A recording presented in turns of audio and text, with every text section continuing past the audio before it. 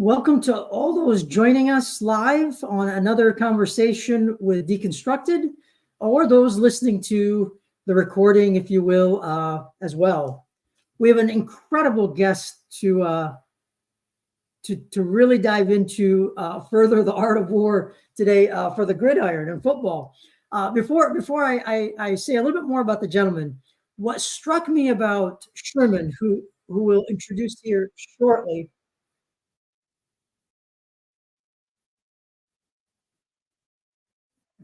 Yeah.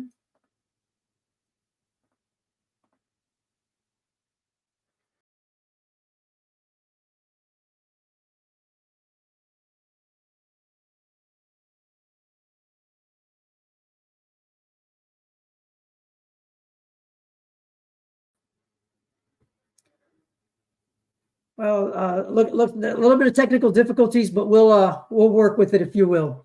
Let me go ahead and mention what really struck me, Sherman.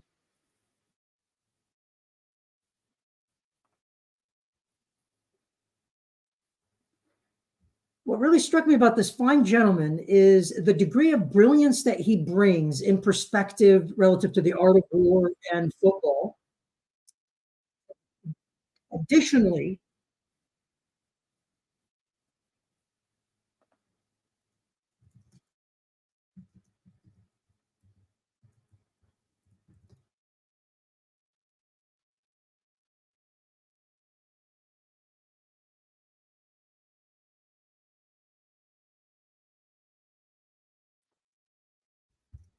all right. Hopefully, we've resolved some of the technical difficulties at this point. Apologies to all who are joining us live, and likewise for the recording. So let me go ahead and dive back in, if you will. So what really struck me about Sherman is the degree of brilliance that he brings in perspective relative to the art of war and relative to the way that he's applied it. That's one aspect. The other aspect that really struck me is his degree of humbleness in the way that he communicates that wisdom, if you will, and is able to propagate it to others. And then all that wrapped up in the humanity that this fine individual brings to us. So those are just the really immediate things that grabbed me about Sherman before I say too much more, if you will, relative to his background and what have you. A little bit about myself ever so quickly. I'm a business coach and consultant. I focus on transformation, and I partner with organizations to really help them calibrate their business models and operating models. I really get involved in everything from strategy to leadership to culture to execution and business and technology to help folks really have an impact. And most definitively, Sherman is likewise one of those individuals that I believe has already had a tremendous impact in the world and will continue to do so. A little bit about his background. He has a deep background in leadership cultivation, human capital engagement, and branding strategy across a diverse number of sectors. Not only does he have an incredible academic foundation, but also tremendous practical experience that he brings forward. He's a respected global leader who's gained knowledge and experience through his extensive educational journey, as well as international leadership opportunities. So really a lot to dive into. His recent publication, which actually came out in July of this year, is Football Coaching Dominance, Sun Tzu's Art of War for the Gridiron, where he blends the wisdom of the art of war with modern football coaching techniques. He looks at pre-game planning, in-game adjustments, leadership development, and community engagement. I absolutely love the way that he approaches some of the topics that are in his work and in his book. He talks about strategic planning and execution, a winning mindset, resilient and adaptable defense, as well as dynamic, innovative offense. And he additionally looks at team culture. Take all of that, if you will, and let's add a few more things. And I love the way he describes it. He says life is enriched by road cycling, diving into historical and motivational literature, and enjoying saltwater fishing, as well as jazz, most definitely. And especially him mentioning jazz just touches me very, very deeply. So I'll say it that much. So by all means, I cannot do the man justice by any stretch of the imagination. Sherman, welcome, and thank you for making the time, my good friend. Thank you so much for the opportunity to share with you. I'm excited about the conversation for sure. So I definitely have not done you justice, my good man. Please tell us, who is Sherman? He's a learner. He's a lifelong learner. He's a person that grew up in South Florida, loving the game of football, just, all sports really, because I competed in track and field at an intercollegiate level. But I just was, obsessed with winning, and why, and sports was a big part of that. I come from a huge family, grandmother had 11 kids, so a lot of Nice. uncles and aunts. So I grew up in a very, very competitive environment where, winning was important, right? So when I got into football, it was so unique that my first year we struggled. I think we won 2 games, and I just did not understand uh, why some teams win and others don't. Why some people had success and others did not. And that that little flicker, right, ignited a flame where I wanted to understand why some people win and others did not have success. And with football and sports being such a big part of it, I began to study coaches. I grew up where Don Shula was a legend in South Florida, and the Miami Dolphins were winning. And I played for a team called the Deerfield Beach Raiders. So in playing youth football, the Raiders became a big part of it as well. And that tradition of the black and gold, I mean black and silver and all of that, the pomp and circumstances, and then watching my my older cousins play high school football. It was such a big part of our community, and I just wanted to understand why. It had to be something beyond just talent and ability. I needed to understand what was that connective tissue, why individuals had success. And for me, I've just charted a course all my life. I've been around. If I ever get around someone that's winning or winning certain things, I want to study them. I want to watch them. I want to observe what they're doing. And it ignited such a passion for that, for learning around that's kind of what's been driving me all of my life. And so as I got into high school and got into college and became more competitive, and I was around some really, really amazing coaches, and I began to study them and what made them different. I mean, it's just been such a passion for me, and I've been able to take that from that competitive flame from the field to academia, where I really want to learn more. I want to do more. Okay, so it's this. Okay, let's take this next step, or it's this next opportunity. I want to explore. I just feel like there's so much more. I constantly tell individuals that I'm dialoguing with, I have 100 years to be great at this thing called life, and I need to make sure that I'm doing my part every day. I often tell folks that I do a back handspring out of bed every day because I'm so excited about the opportunity to be a difference maker, even if that's just making us 1% better than we were the day before. So if I can pour a little bit in and make us better, I want to do that. And I do that with a servant mindset.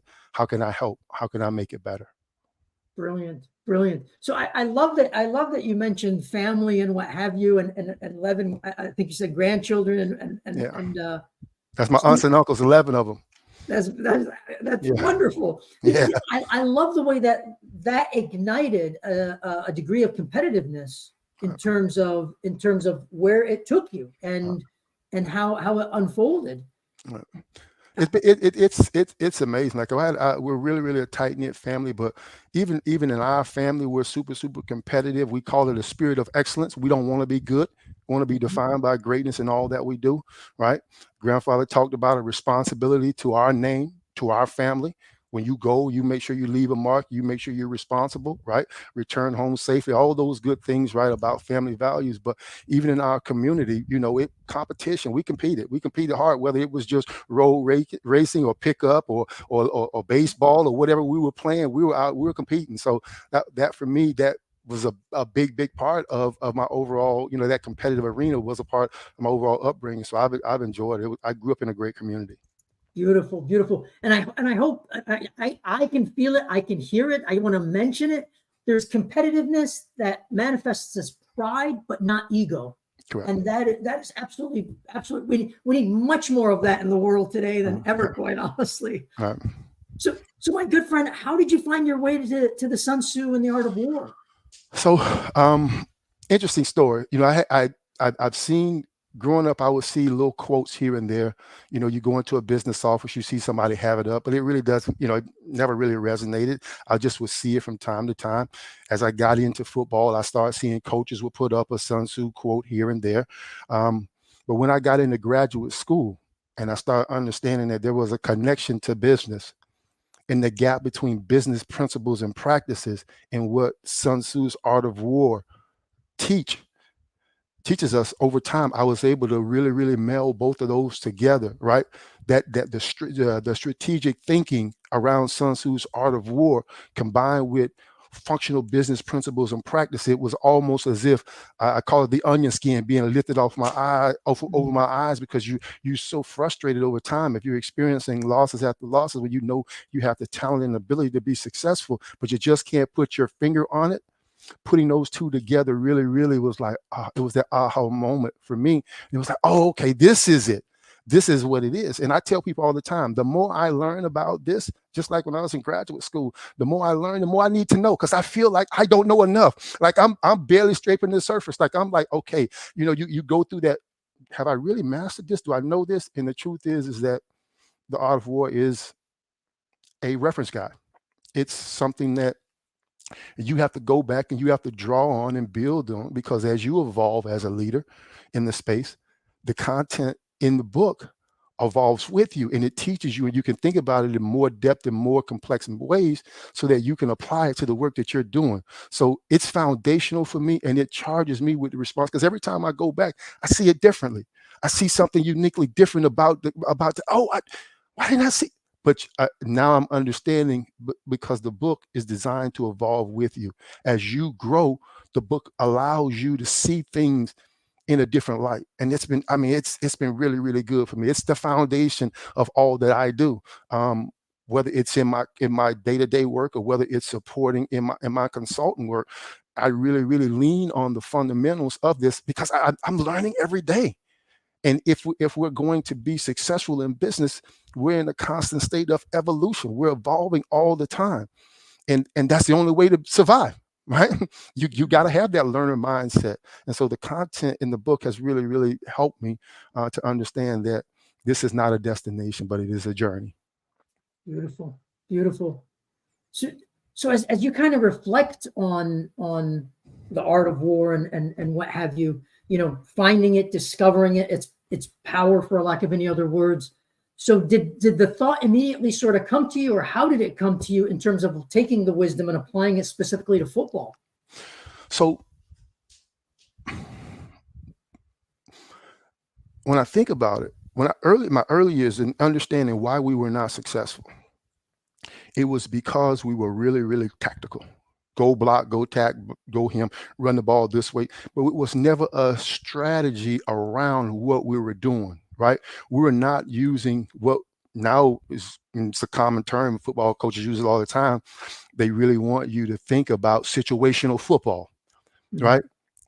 The strategy around it. So the way that we prepare and the way that programs are being prepared these days, or teams are being prepared, is through situational, first and long, right? First and medium, right? You got P and T. There's all different ways that, so you're put in situations that allows you to, emulate or practice that over and over again, right? So all these things allow you to be more effective on the field, but the strategy behind that is at play. So how do I plan for this? Am I really planning for this? Okay, do I control the weather? I can't control the weather, but I need to be prepared for the weather, right? I can't control the stadium, the how loud they are, but I need to be prepared for how loud they are in the stadium, okay? I know they have an explosive running back, okay? I may not be able to stop him, but can I contain him, or can I stop him from his most explosive plays? Can I limit him? So all of the strategy around a football, right, ties into Sun Tzu's principles found in the Art of War. And so I try to take that and try to craft it in a way, because football coaches, I'm from the South. We're plain speaking people, right? So Yep. it's not a complex way of communicating. It's really straightforward. We know exactly what we're going to deal with, and we have to be able to effectively communicate, right? Sharing that information to make sure that whether you're the smartest person or the person on the team that's having the most challenges, I'm not judged by the star. I'm judged by the individual, the last person on my bench, as we will call it. So that being the case, it's important that we make sure that they understand it. So that strategy around preparing that team for battle, i.e. the game, I need to make sure that I have those kind of situational periods, as we would call them, periods in football planned out so that we're prepared by the end of the week. And I take strategy in how I prepare each day. Do I prepare, and I discussed this in the book, do I prepare for a 5-day turnaround or a 6 or a 7-day turnaround? What am I investing in? What is my strategy in order to prepare my team for success? Right? Understanding that there's going to be adversity throughout that time, but how do we not only recognize that, but be able to overcome that? Beautiful, beautiful. So definitively, the Sun Tzu, if you will, really help. We could all learn technical practices and tactical things to do, but it helps you shift, if you will, to the strategy and puts an incredible wrapper on that. Excellent. Absolutely. And that's really what it becomes, because if you're going to have not just a successful game, but you're talking about a successful season or a successful program, you have to be a strategic thinker. It's not just about the tactics. Okay, let's deal with this situation at this time. Let's look at long term. How can we prepare for success? How can we ensure that individuals are prepared for success, whether that's, preparing for a game, preparing for player development, preparing for leadership development amongst the team? How do you empower individuals to be, all that's a part of the overall strategy for success. The last thing for me is when we get on the field, what we call getting grass underneath our feet. We get to that. That's the easiest thing we can do all day. But the strategy that we have to, deploy throughout our preparation puts us in position for long-term or sustained success. So if you're not necessarily doing that higher order, that strategic thinking, you cannot sustain success. You can have overwhelming talent and it may allow you to win, but it won't allow you to sustain success. That's why I say, we talk about this all the time on the football field. You may have talent and ability that have brought you to this point, but at some point, especially as you move up at the competitive level, if you're not doing the work around the strategic side of it, right? If you're not pulling a strategy to make sure that you're taking care of your health, your body, right? That you're not thinking about, you're not looking to search, you're not doing all those things that allow you to develop as a player, as a coach, as a team, you're not going to be able to sustain success. It's not secret. It's just hard work. It's all it is. It's just hard work. Taking time to build up that strategy and being able to commit to that strategy, even when times are tough, is really, really what separates what I would call these, programs that have success over time versus a team that has success. They've won a championship once and never won it again.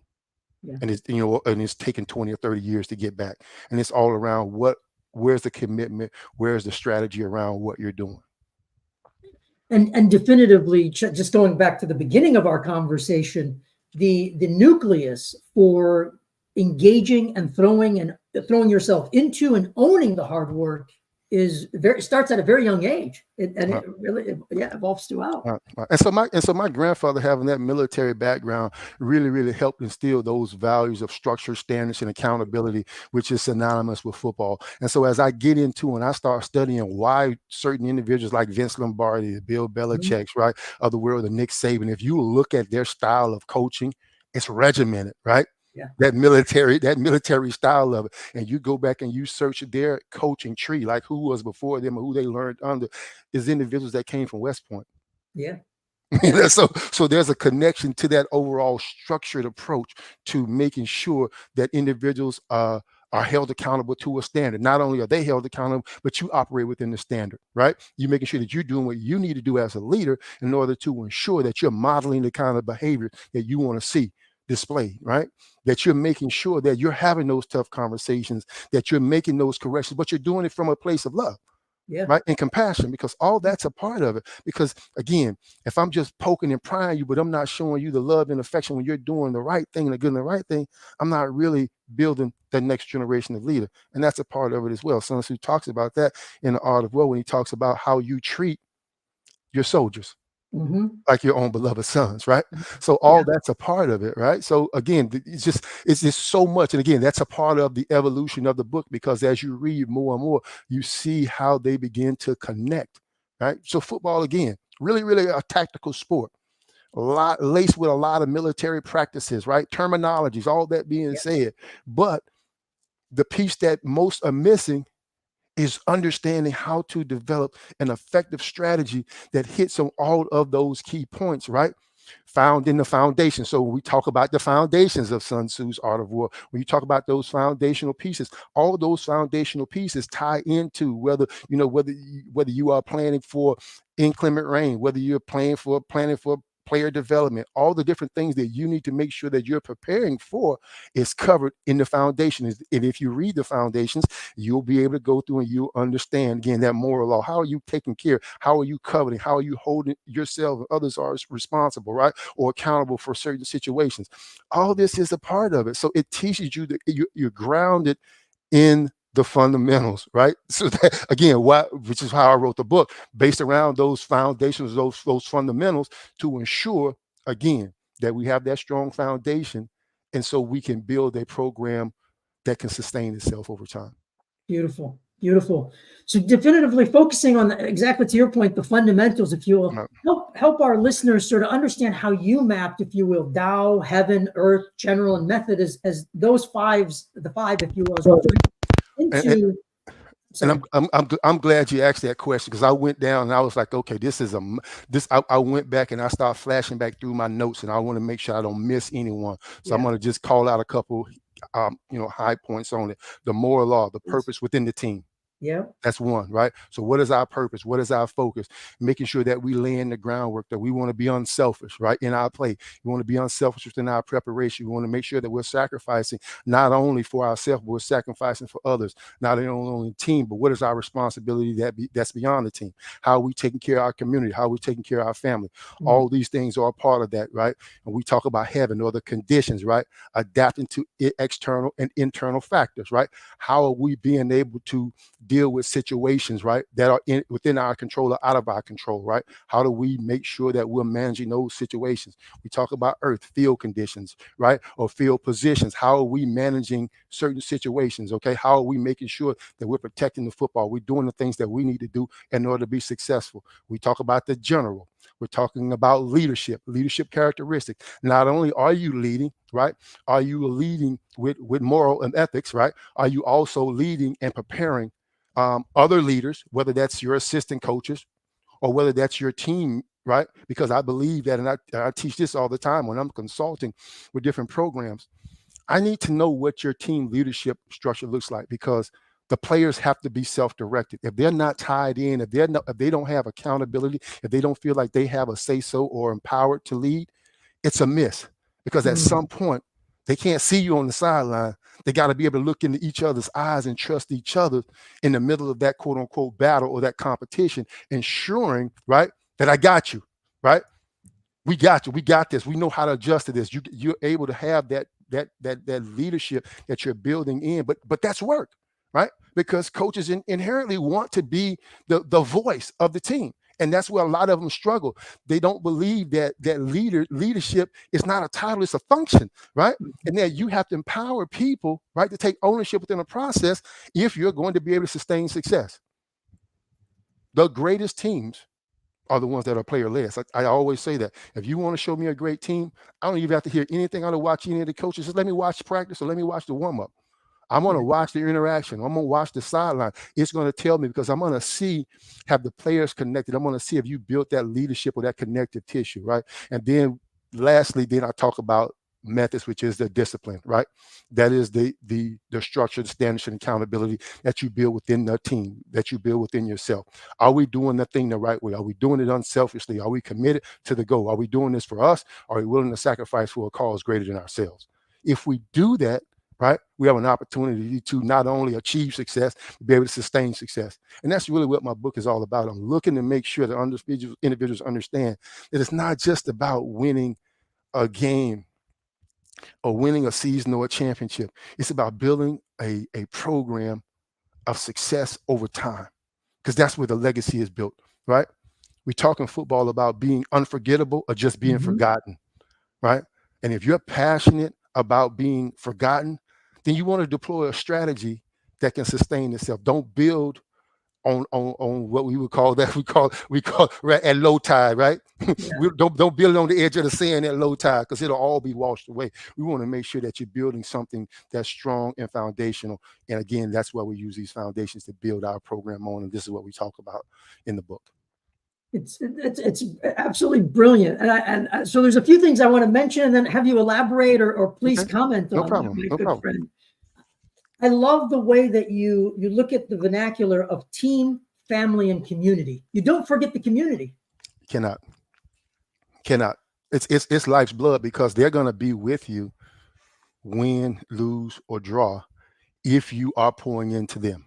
If you understand that leadership is a service as well, you got to take care of the people that are, that are around you, that you're responsible for. You're ensuring that you're taking care of those individuals. And the community is an extension of that, right? If you're going out, and we talk about community service projects, right? Not just as a checklist, right? Something that you do. We want to make sure that you're pouring in and you understanding the value of pouring into people, whether that's going and reading, whether that's going to help a senior, right? Whether that's going, and just volunteering to help at a pet rescue, feeding the homeless, whatever that is. You're investing in the community because you're showing that you understand that your responsibility is so much bigger than the game, that you have a responsibility. That's why people talk about the Super Bowl being the biggest award, but that's why the NFL Man of the Year is around community service, because that is the lifeblood of the sport.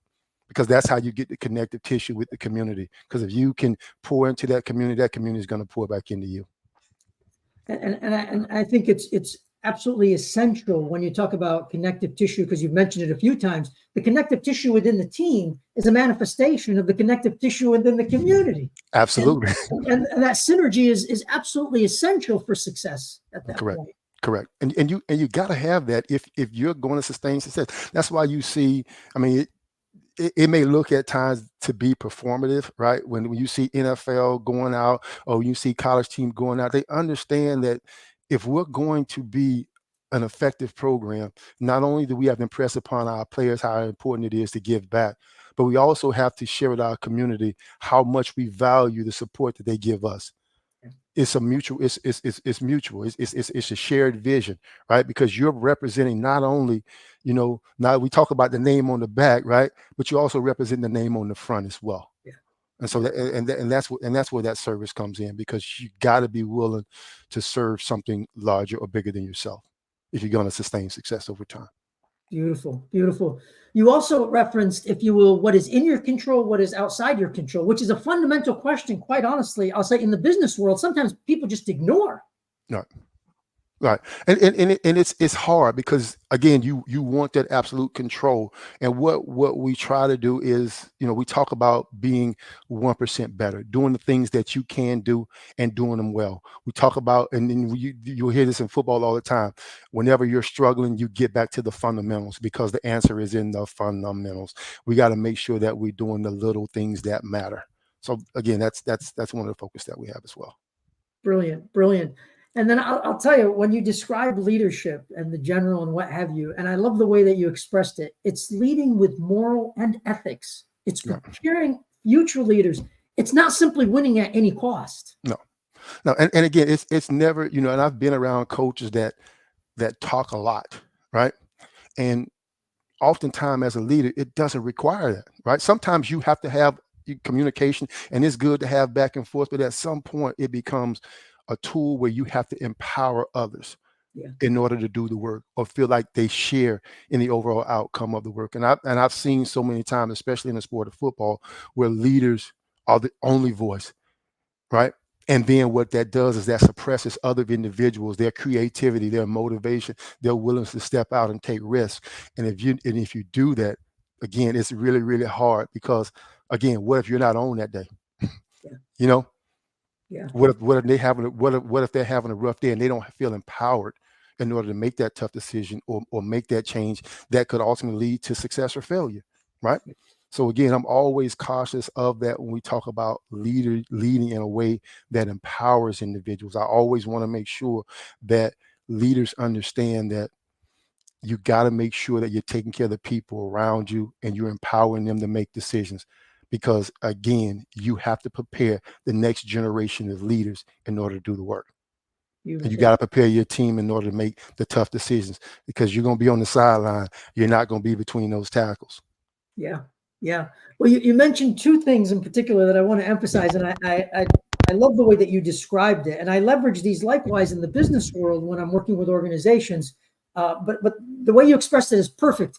The way that team members look into each other's eyes is key, and you can observe it, right? You can observe it. And then the other one that you mentioned is leaders looking at their role, in that role, if you will, as a function, not simply, hey, I'm a leader as a role, but truly looking at it as a function. Those are very, very distinct pillars and key pillars. And so I look at teammates, whether it's in business or whether it's in competitive sports, trust as that foundation, right? And if you're not empowering individuals, if you're not building trust amongst your team where they can fail and fall fast, so they can trust each other in order to do the work, they can count on each other. In business, they're always talking about collaboration, right? But that trust has to be intact before you ever start collaborating on any project. And as a leader, I'm always looking at how can we empower, how can we build trust that individuals, that it's okay to fail, that it's okay to think outside the box. Because if you're not failing, right, most times it's not you're not trying, you're playing safe, but there's no growth in safety, right? Growth is a discomfortable thing, right? It's uncomfortable, right? So if you're ever going to be uncomfortable, if you're ever going to grow, you got to be uncomfortable at times. And so that becomes a part of it. For the leaders, you have to be willing to let go. And I see leaders that come up the ranks at times, when they come up the ranks, they want to build a widget. They don't want to trust individuals to build the widget because I know how to do it. Well, listen, if it's not exactly the way that you did it, but it still comes out okay, it's okay. You have to trust and empower individuals, even if they're going to make a mistake, to do the work, because that's a part of their growth. That's a part of their leadership journey as well. They have to be given an opportunity to grow and evolve. And if a leader is standing in the gap and making all the decisions and is ruling over everything, then nobody else is growing. Yeah. No one else is evolving, and that becomes the risk. And as a football program, you need team leadership, because you can't be everywhere at every time. You can't be in every decision. And so if you're empowering your players, if you're empowering your assistant coaches, they're going to make mistakes, which is okay.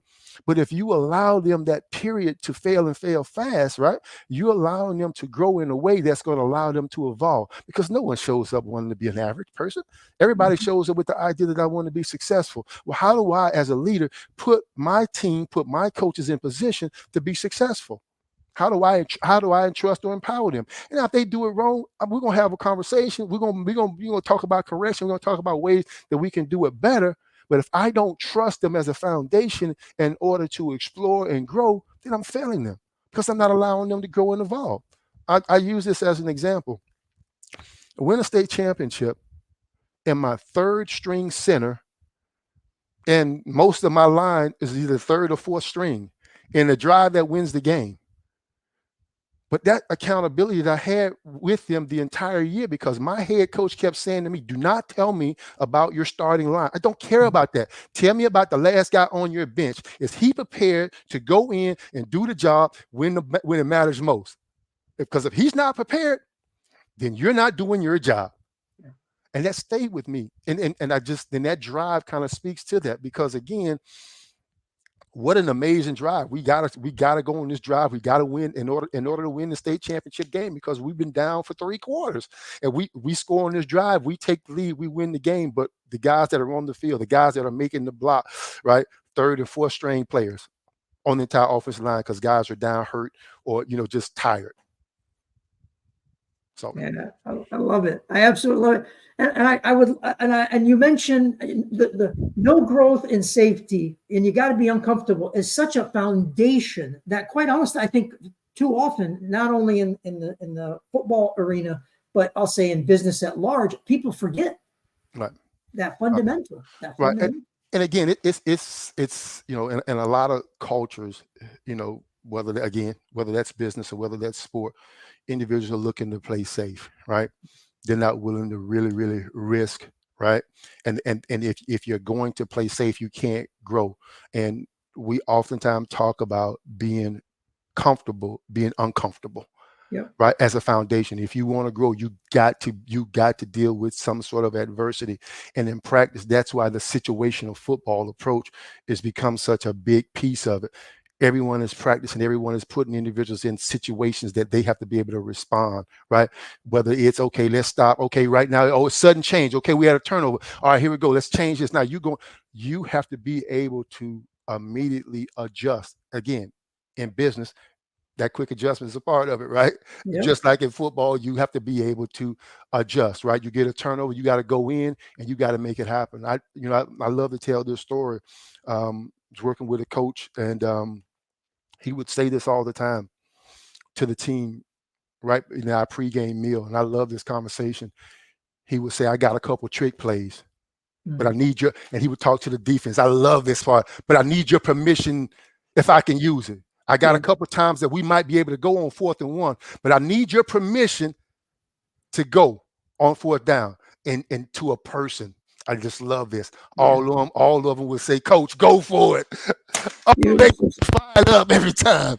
Yes. Oh So my goodness. so that kind of buy-in, right? That kind of willingness to face adversity or be uncomfortable, right? Recognizing that that's a natural ebb and flow of the game is really something that just resonated with me. I just love sharing that story because it speaks to the willingness to be uncomfortable. Because when you make that, you miss that, you mess up on that trick play, or you Yeah. fall short and on that 4th and 1, you're going to put your defense in a very tough position. And in that position, they have to be able to respond.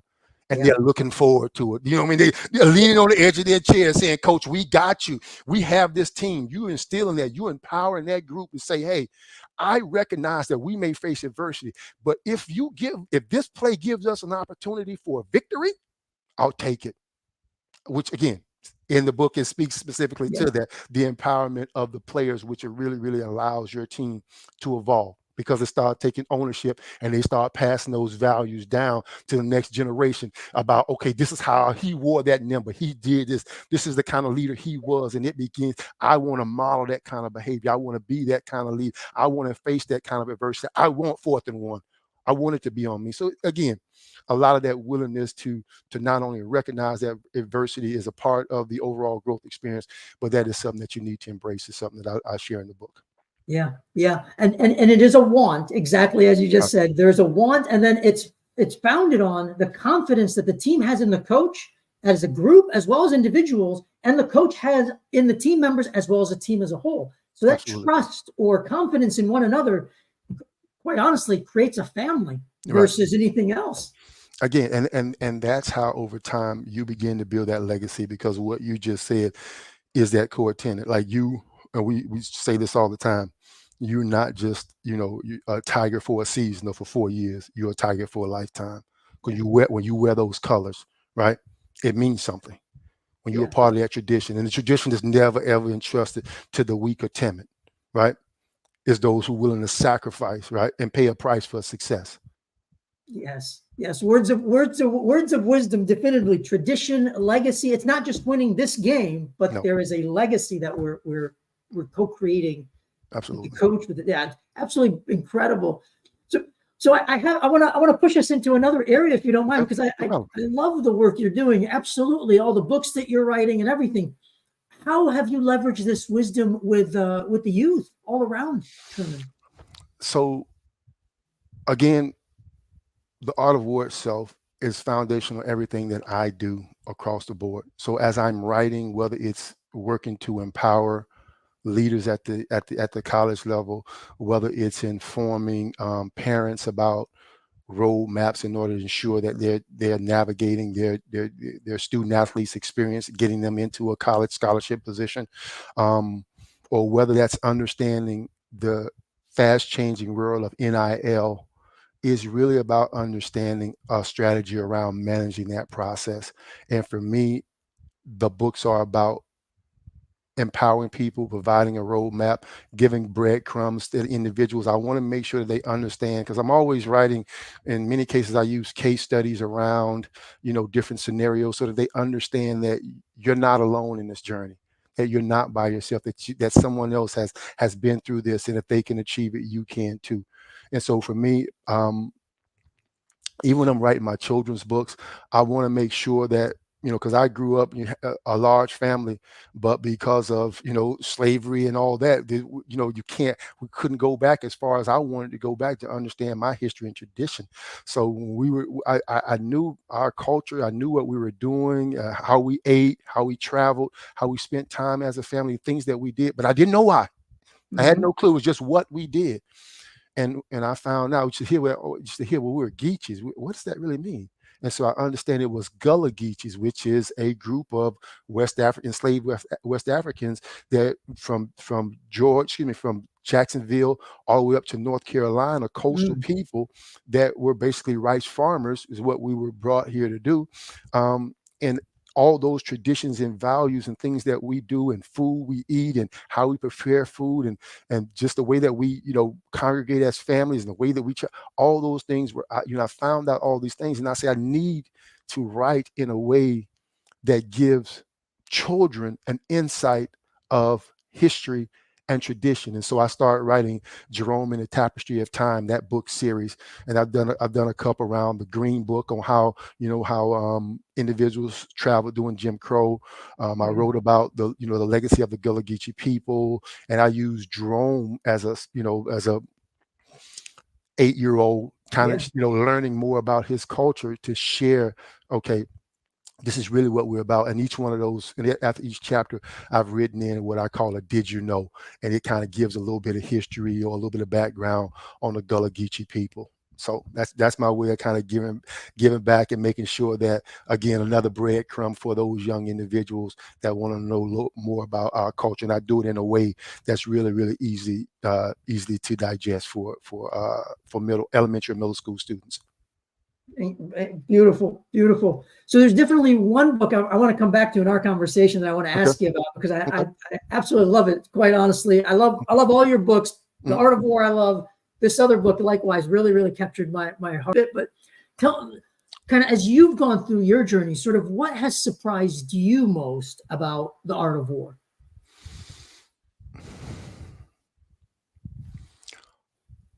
I wouldn't say anything that surprises me. I think foundationally, the way that it evolves with the reader, the fact that it is a reference guide and not necessarily just a book for reading material. It's not it's something that you're gonna constantly go back to, and you're gonna draw on for inspiration or ideas.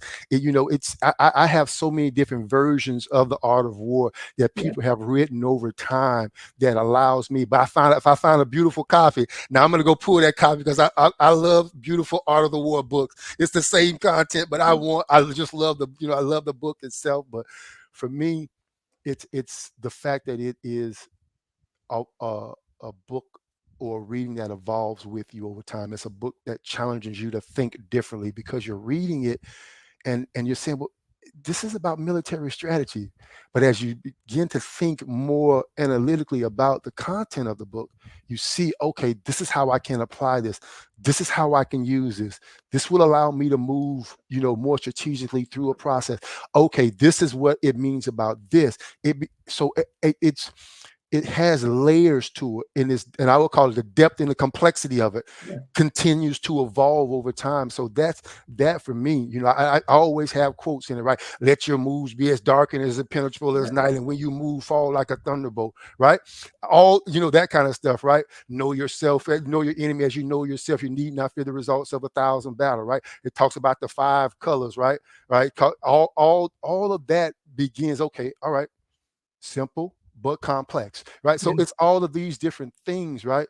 Help me over time to say, okay, this is how you can solve this. This is how you can maneuver this. This is how you can support that group. This is how you can help change that. So over time, the book constantly evolves with the person that's reading it or using it as a guide on their leadership journey. Because again, leadership is never really a destination, right?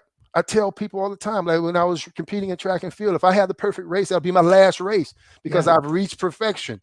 When you feel like you've reached the highest point of leadership and you can't do no more, you need to stop right there because life is pretty much over. Because I don't ever know anybody that's ever reached that, because leadership is a constant evolution. If you're not evolving, then you're helping others evolve. Right, in a space, you're helping grow others, even if you're not growing. And then you need to go back and reassess what you're doing in order to make sure that you have an opportunity to evolve. Right, you going back and you're looping back and ensuring that you are continuously growing, and that's a big part of it. Right, what can I do in order to prepare to either serve myself, my company, this business, my community, the individuals that I'm responsible for? How can I do it better to make sure that they have what they need? So again, the book is foundational for me because it gives me that inspiration. It gives me that ability to think more analytically about the work that I'm engaged in on a day-to-day basis, with the idea that how can I make it better? Because this is a constant. You got to have a learning mindset. You got to constantly be looking to grow. You got to be looking to evolve. And I'm always asking myself, they say this to me all the time. How did you do? How do you feel about it? Okay, because I recognize that there's something in there that we can evolve. There's something in there that we can make better. And if we can make it better, that's we can improve it. We can make it. If we can adjust it, if we can enhance. That's what I'm looking for, and that's what the book for me has been. It helps me to understand that it is a true journey. Yeah.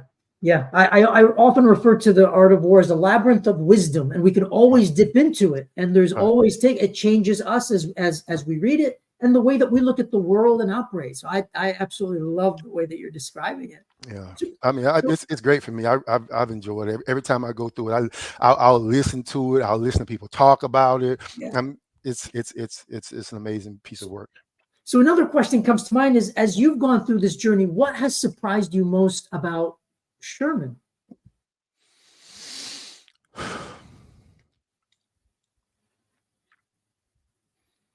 As I think about my journey and where I'm at right now, because I competed a lot of times around teams and around sports, and then going individually in the track and field, I'm discovering more and more how to take care of people. How important it is to ensure that people have an opportunity to achieve their goal, that they feel safe in an environment, that you're creating a psychological safe environment where individuals feel heard, valued, and supported, where you're pouring in and you're investing in them in a way that allows them to grow, right? And that they understand that you're not doing it for any selfish reasons. You're doing it because it is necessary. Right? It is necessary, right? It's our call as leaders to ensure that the people that are around us have what they need to succeed on their journey, and that they have the tools and the resources to support them.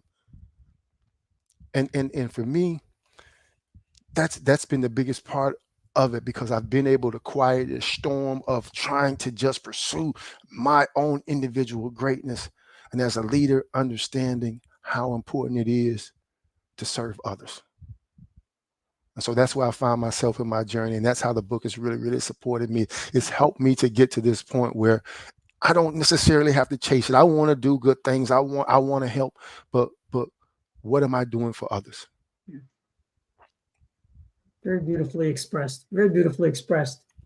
So I know we've got about 10 minutes or so. I want to make sure to kind of have you sort of guide us, quite honestly, in the sense, I would say, what guidance do you have, maybe the number one guidance that you could offer business professionals to start off there? It's been a fantastic journey for me so far, on my, just exploring this whole idea of leadership and what it means to me, and being able to cultivate winning, right? If I could tell, leaders current or the next generation of leaders, it is really about, your attention to detail. How are you really, really focusing in? Like, if, I just talking to a young college athlete that I'm, right now I'm coaching and mentoring around, you need a 4.0, You need to make sure you're taking care of responsibility. You need to be intentional. You need to pay attention to detail. And I'm constantly asking that question, what is it that you want in this thing, in your journey? What is it that you want? Are you willing to hold yourself accountable to those standards in order to achieve that? All right. And write things down, right? Focus in on those little things and write down that vision, whatever it is. Because I've been fortunate, man. I've had an opportunity. I go back and I look at my undergraduate career goals. They had me write that out, and I've accomplished everything that I've ever written down. I only have one ring that I don't have, which is a Super Bowl ring. So I've been really, really fortunate. And then it's not of anything that I quote unquote did. I mean, it's a team effort for sure. Right. My family is amazing. They support me in unbelievable ways. But I think as leaders, the greatness is found in that 1/1000th of a second. It's in that, it's in that small detail. It's in those small moments where you pause and you go back and hey man, come on man, you're encouraging someone, or you're asking them, hey, how can I help you with this? And hey man, we need to try this one more time. We need to do this. No, we can't turn that in because that's not the best that we can do. We can improve. It's those little details that really, really matter. I teach athletes that it's the way you put a staple in a piece of paper matters, because that's an extension of who you are. Yeah. And if you're not paying attention to those little things right there, you can't be successful, because how you do anything is how you do everything. Yeah. Yeah. And, there's an Achilles heel for a lot of leaders, respectfully, in the world. They think if they're going to focus on strategy, they're not going to focus on the details. And those two concepts are not in conflict. You need strategy and you need the details. Exactly. Absolutely. Absolutely. They go hand in hand for sure. Yeah. So, yeah.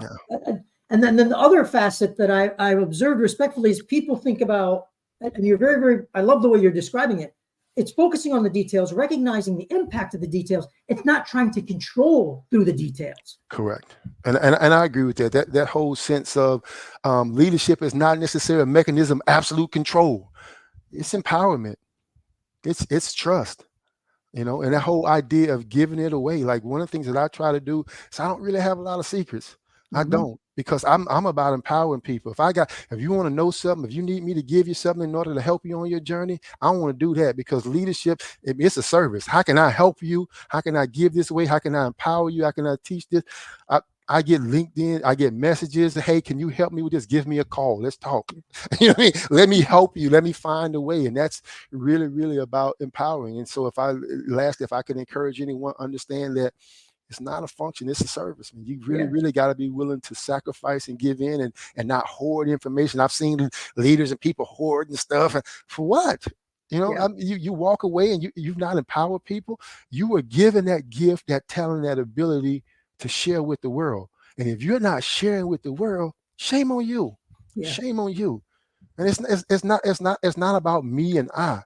It's about we. How can I help you? How can I make this situation? How can I make our team better? And when you do that unselfishly, it changes the game. I think just having this conversation makes me think about Bear Bryant in a letter that I read that he wrote to the team, and he had a championship team. This is when they used to let teams off in the summer. Now it's kind of year round.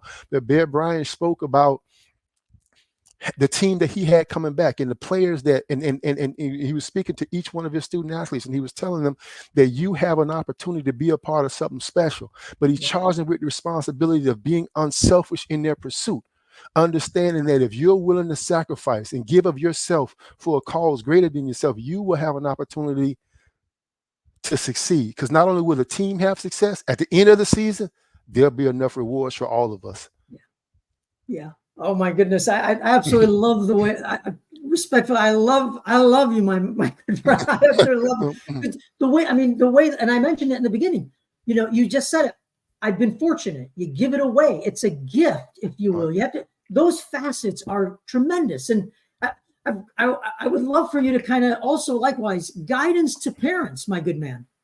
So as I'm talking to parents, especially in this leadership journey, and especially if you're talking about your student athletes, one, it goes really, really fast, because athletics is not a long time. It is a very, very short time. I always tell my parents that I want you guys to understand just how important this time is, because the time you drop your child off at a university campus, 18 months later, they're going to be a junior. It's going to go incredibly fast. and you need to make sure that you value every moment. But again, if you're preparing for that journey, and I tell them start as young as 8th, 9th grade, because you got to have these conversations, because you're not making a 4-year decision. You're setting your child up for a 40-year decision. Yeah. You realize that when they go off to school, this is probably where they're going to meet their wife. Probably going to live near or close to that community. These things, these decisions that are being made right now are for the next 40 years. And if you're not setting that, if you're not forcing hard decisions, if you're not forcing them to write down a list of, pros and cons, if you're not going out and visiting different campuses and making sure that this is a perfect fit for Johnny or Jane, that's an issue.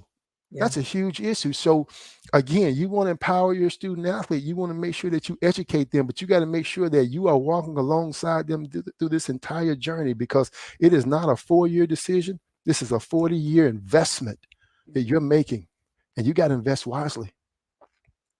Beautifully said. Beautifully said.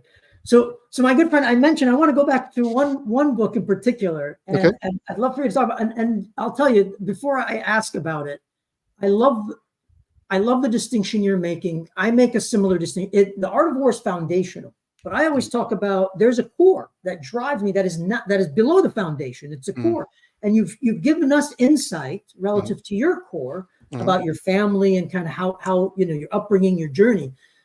This book, I'd love you to share about it with our audience, if you will. Chase the Lion. Anything you can share about Chase the Lion, my good friend. Okay, so that's a deeply personal book for me, right? It's one that that tells Likewise. about this. It tells the story of Benaiah chasing a lion into a pit and killing them, right?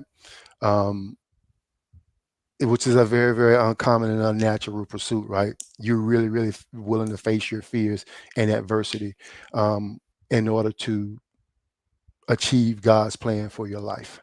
And so for me, I wanted to write that book as a roadmap from a spiritual perspective, right? Because I'm not a religious person, I'm a spiritual person.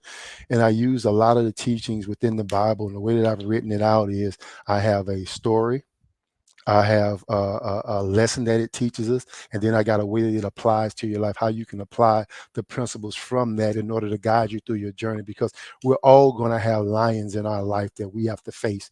We're all going to have that adversity we have to face. And if we do that in a way, in a very, very structured way, right, we're going to have success, because it's going to come. It's just a part of our overall existence, but it's how you respond to it. And I write that from a biblical perspective to provide a roadmap for individuals that say it's okay, right? Because it's that whole idea of being able to fall down and get back up and find a way through challenges and adversity in life. And so for me, that's a deeply, deeply personal book. And again, that's one, again, I always, if folks call me, ask about it, I'll send them a digital copy, because that book is not about any profits or anything like that. That's about making sure that people have what they need. And so again, if anybody watches this and you send me a direct message, as soon as I get that message, you will have a digital copy right away. I will never hold that back from anyone. And that is my gift. You're so kind, my friend. So very kind. And exactly to your point, why I wanted to definitely have you share with our audience about it. It's an incredible book. Likewise, and definitively resonate very deeply with me. And again, the foundation versus the core and the perspective of spirituality. I mean, absolutely tremendous. So I know we have very few minutes left, if you will, but what's next for you, my good friend? I'm doing some stuff right now. I mean, I'm writing some curriculums for a couple college courses to make sure that they have some of the stuff that they need around NIL, and making sure that leaders understand their responsibility to that next generation of leaders, those student athletes, to make sure that they understand that responsibility through all these changes, through all the money that's flowing into the game and to the sports, that they make sure that they are still doing the foundational thing, which is preparing the next generation of leaders, and do it in a way that's respectful of the student athlete's autonomy, at the same time making sure that they're empowering them to understand that money can be a weapon or a tool, right? But also how to make sure that there's a 360-degree wraparound of support around them. So I'm working with one of my colleagues in order to shore that up. And I'm also working on some software to ensure that programs have the tools they need to make sure that the student athlete experience is what it needs to be. because again, you need to make data-driven decisions. And I want to make sure that I'm empowering those leaders to do just that. Excellent. Excellent. Sherman, I can't thank you enough for joining us today, my good friend. I truly, you've got a champion, a cheerleader, whatever you want to call me, man. You've got someone cheering you on as you continue the journey. And I hope you'll come back and share more as you continue. And again, I really, really want to thank you for your time, and I want to thank you for connecting with me. This has been an amazing conversation. I've enjoyed it, and I've enjoyed connecting with you. And like to call you a friend moving forward for sure. Definitely. And at any time, again, anything I can do at any time, please feel free to call me, contact me at any point. I'm here to help any way that I possibly can. If anybody that's viewing this, if I can be of help you along your journey, just simply reach out to me and I'll help you in any way that I possibly can. Thank you so much, Sherman. Indeed, a friend and a brother as a Yes, human sir. being, and likewise. Thank you ever Yes, so sir. much, my good friend. Thank you so much. Thank you. And thank you for all those joining us. And thank you for all those listening to the recording. As Sherman mentioned, he's accessible, he's available in the appropriate ways, and we can't thank him enough. Thank you ever so much, folks. Thank you, sir. Yeah. Take care. Bye now.